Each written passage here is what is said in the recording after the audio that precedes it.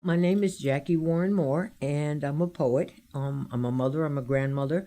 I consider myself a community activist, and I love literature, and I've loved to read all my life. The poem that I brought in today is called Sympathy by Laurence Dunbar, and it also inspired the book I Know Why the Caged Bird Sings by Maya Angelou, and who was also a shero of mine. For someone who doesn't know Paul Dunbar, or someone who doesn't know Sympathy, what would you tell them about that poem?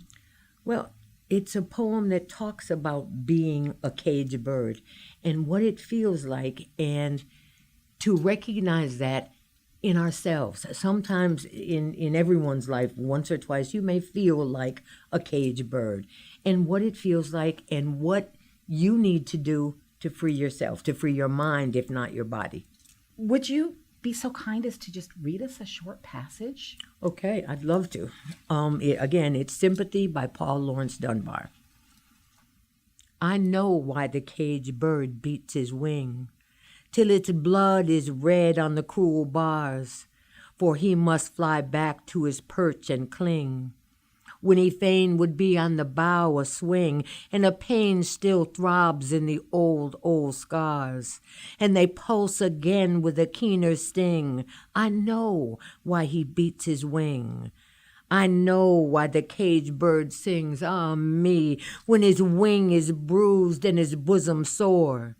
When he beats his bars and he would be free, it is not a carol of joy or glee, but a prayer that he sends from his heart's deep core, but a plea that upward to heaven he flings. I know why the caged bird sings. Absolutely beautiful. Thank you. Laurence Dunbar. What in particular drew you to this poem? What pulled you in? Well, I had a very rough childhood, and I was a child of the 50s. I was a witness to domestic violence. I was a survivor, thriver of childhood sexual abuse, and I dealt with a lot of racism growing up in Elmira, New York, as a young child. And this poem spoke to me.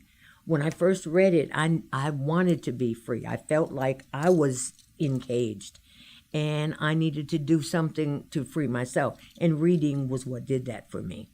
Do you think that a poem or a piece of literature touches us more deeply than perhaps something visual, a television show or a movie or something like that? Absolutely. Obviously, I'm biased because I'm a poet, but I mean, you can look at a painting, and yes, it's beautiful and the colors and everything else, but when you share language and it goes from heart to heart, you share language with someone and they recognize, hey, you're just like me. You hurt like I hurt. You laugh like I laugh, and it makes connections with other human beings, and it's one of the most important art forms. Again, I'm biased. How did reading shape your childhood and touch you in your childhood? Well, I mentioned some of the sadness in my life, and it was an escape. I could go anywhere in the world with a book. I could escape what was going on, what I might be hearing, what I might be experiencing. I'd read a book, I'd read a poem, or I'd write a poem.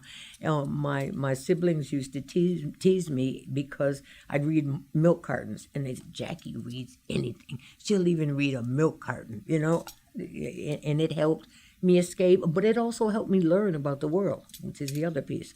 That's the good news. What do you think it is that makes something a great read? I think the honesty of human feelings, the human condition, just the honesty to be able.